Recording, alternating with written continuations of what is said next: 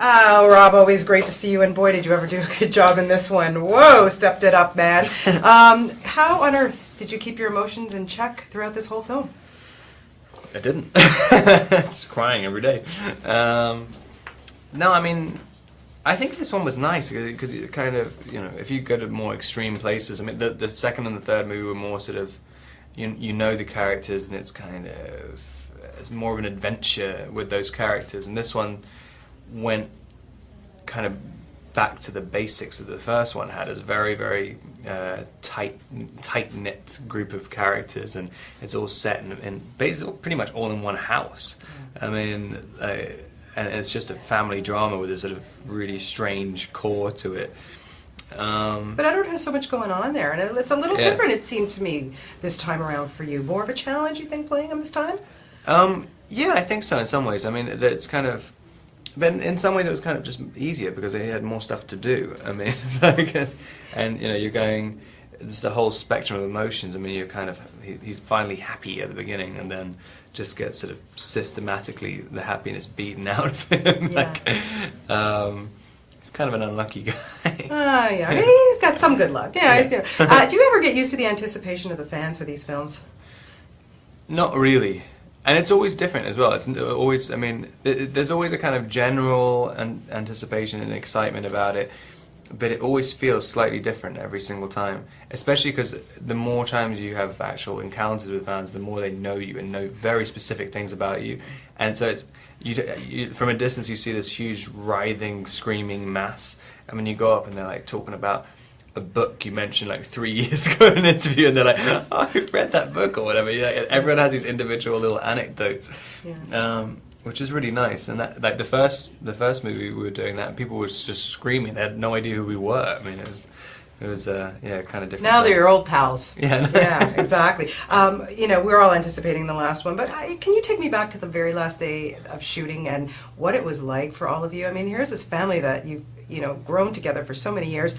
And now you have to say, this is it, bye.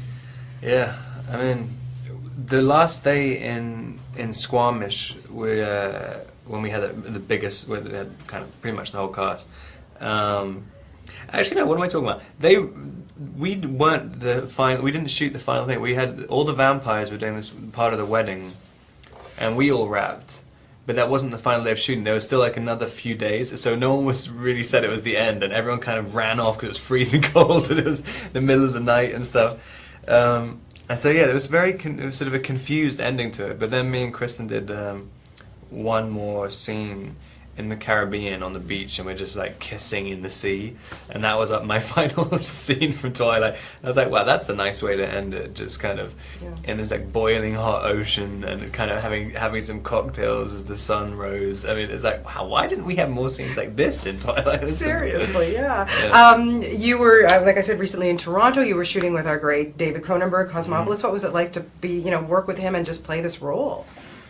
It was incredible, especially, I mean, I basically went straight into it the day I finished Breaking Dawn. I mean, it couldn't be more different. It was just, I've never done a movie like it, and I've never worked with anyone like him. He's so confident in his abilities, and so calm. Everything just seems easy to him, and also fun as well. Because he doesn't seem to have any kind of money issues with the movie. Like, it's kind of like when Cronenberg's doing a movie, it's like, it's his movie and the money will come and that's it. He'll make his movie and no one questions anything. And just working in this environment where he's like just doing his thing and having fun with it, and kind of, he was always saying things like, at the end of the movie he said, I really hope I really hope that I never know what this movie's about ever, because I don't want to learn what it's about. It defeats the whole object of it. You haven't made something interesting if you know what it's about at the end. And knowing that I've never met anyone who's that kind of saying like, yeah, I have no idea what the script's about, and I don't know what the movie's about either. Well, we look forward to it, and I know he loved working with you. I just spoke to him, and congratulations on this. You did a fantastic job, as always. Thank you very much. Thank you so much.